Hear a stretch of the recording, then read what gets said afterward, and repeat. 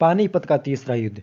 किस्मत खराब होती है तब क्या होता है, यह पानीपत का तीसरा युद्ध बताता है, जो सदाशिवराव भाऊ और अहमद शाह अब्दाली के मध्य 14 जनवरी 1761 को पानीपत, जो हरियाणा में स्थित है, वहाँ लड़ा गया था, उसमें ये बताया जाता है। तो दोस्तों आज हम बात करते हैं पानीपत के तीसरे युद्ध के बारे में। आप जानते हैं पानीपत का फर्स्ट और सेकंड युद्ध के बारे में, अगर नहीं जानते तो मैं आपको कमेंट करके जरूर बताइए, इसके ऊपर भी मैं वीडियो बना दूंगा। लेकिन आज हम जिस युद्ध के बारे में बात करते हैं वो है पानीपत के तीसरे युद्ध।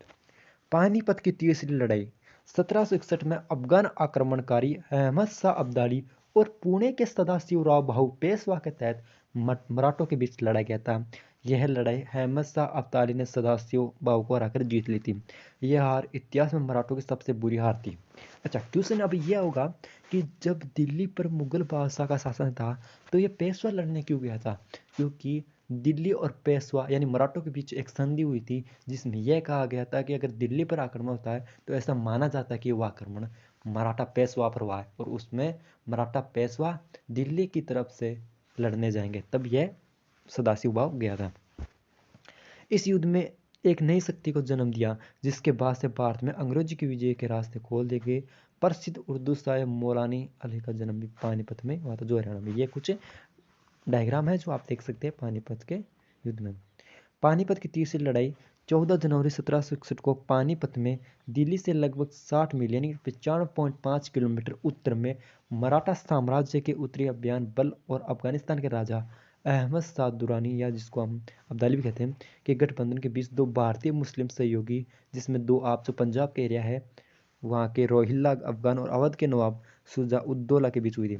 सैन्य रूप से इस लड़ाई में मराठों की फ्रांसीसी आपूर्ति वाली तोपखाने और घुड़सवार सेना का मुकाबला अफगानों और रोहिल्लाओं की बाहरी घुड़सवार सेना और घुड़सवार तोपखाने जमरुक और जिजाइल से हुआ, जिसका नेतृत्व अहमद शाह दुरानी और नजीब उद्दौला कर रहे थे।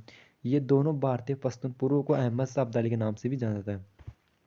इस लड़ाई को 18वीं सदी में लड़ी गई सबसे बड़ी लड़ाई में से एक माना जाता है। 27 साल के मुगल मराठा युद्ध, जो कि 1680 से 1707, जब औरंगजेब की मृत्यु की थी, तब तक के बाद मुगल साम्राज्य के पतन ने मराठा साम्राज्य के लिए तेजी से क्षेत्रीय लाभ अर्जित किया। पेशवा बाजीराव के अधीन गुजरात और मालवा मराठा नियंत्रण में है। अंततः 1737 में बाजीराव ने दिल्ली के बाहरी इलाकों से मुगलों को हराया और दिल्ली के दक्षिण में पूर्व मुगल क्षेत्रों में से अधिकांश को मराठा नियंत्रण में ले लिया।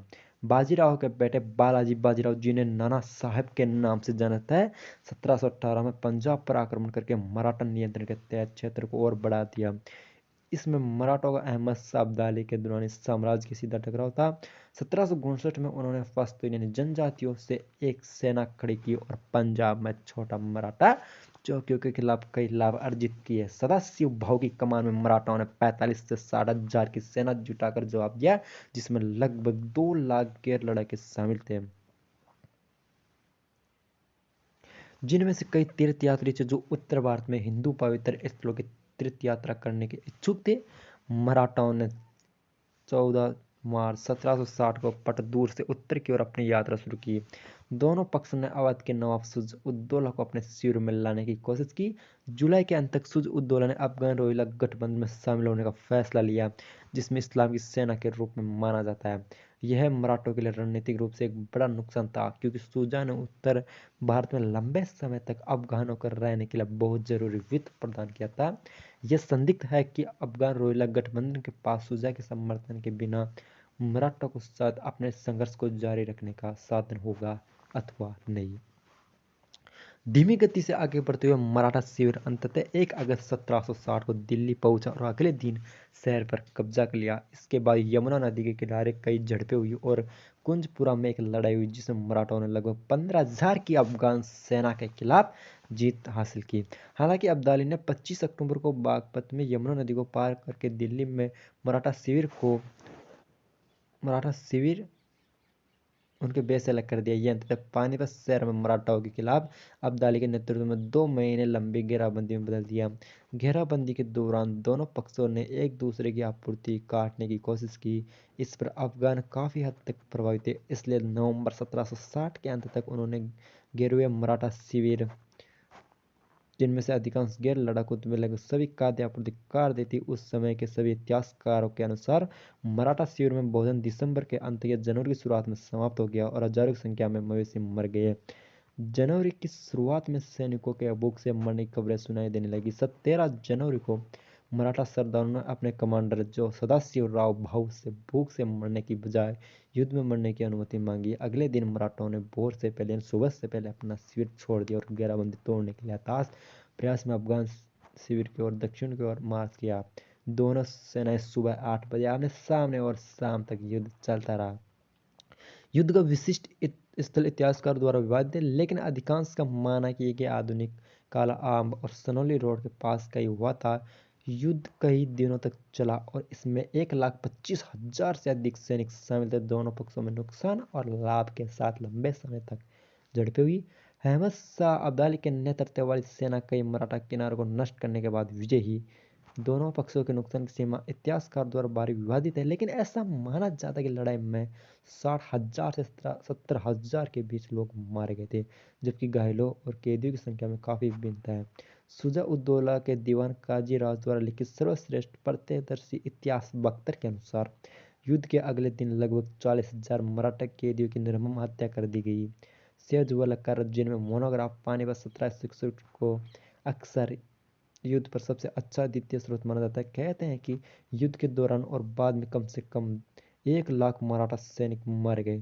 युद्ध का परिणाम यह हुआ कि मराठों की उत्तर दिशा में आगे की जो प्रगति है वो रुक गई और लगभग 10 वर्षों तक उनके क्षेत्रों में अस्थिरता बनी रही। 10 वर्षों की इस अवधि को पेशवा माधव राव के शासन द्वारा चिह्नित किया जाता है, जिन्हें पानीपत में हार के बाद मराठा वर्चस्व को पुनर्जीवित करने का श्रेय दिया जाता है। पानीपत के 10 साल बाद 1771 में उन्होंने एक बड़ी मराठा सेना को एक अभियान पर उत्तर भारत में भेजा, जिसका उद्देश्य उत्तर भारत में मराठा वर्चस्व को फिर से स्थापित करना और रोहिला जैसे अफगानों के पक्ष में खड़े विद्रोही ताकतों को दंडित करना था। यह पानीपत के बाद मराठा वर्चस्व को खत्म कर दिया था। इस अभियान की सफलता को पानीपत की लंबी कहानी के अंतिम गाथा के रूप में देखा जा सकता है। ये थी आज की हमारी जो स्टोरी, जो पानीपत के तीसरे युद्ध पर आधारित है। तो दोस्तों, किस प्रकार ये वीडियो आपको अच्छा लगा कमेंट करके ज़रूर बताइएगा। साथ ही दोस्तों, वीडियो पर नहीं है तो वीडियो को लाइक शेयर ज़रूर कीजिए। उस चैनल पर सब्सक्राइब चैनल को करना ना भूलें, ताकि आने वाले ऐसे ही motivational emotional heart touching story आपको मिलते रहेंगे, जिसमें राजपूत योद्धा होके वीर की हम गाथा गाएंगे। और भी अलग अलग स्टोरियाँ आपको हमारे चैनल के द्वारा आपको बताई जाएगी। तब तक के लिए नमस्कार दोस्तों।